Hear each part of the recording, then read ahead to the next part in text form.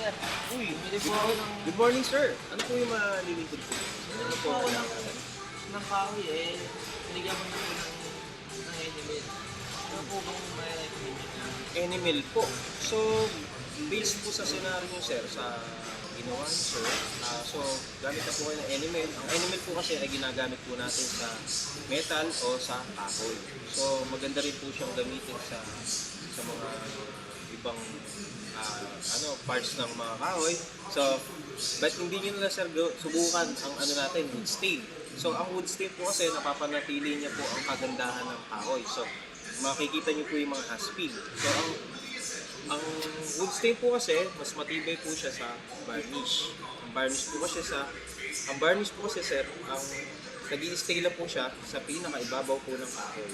Ang wood stain po kasi, nagpe-penetrate po yan. So, meaning, mas matibay po ang durability o adhesion o penetrating po ang wood stain. So, mas nanunuot po yan.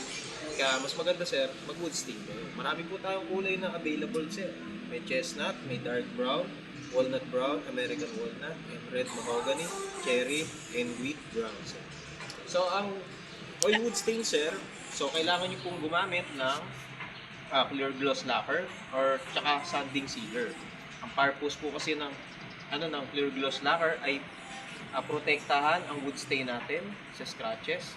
Ang purpose naman po ng lacquer sanding sealer ay harangan o patagin ang pores ng kahoy.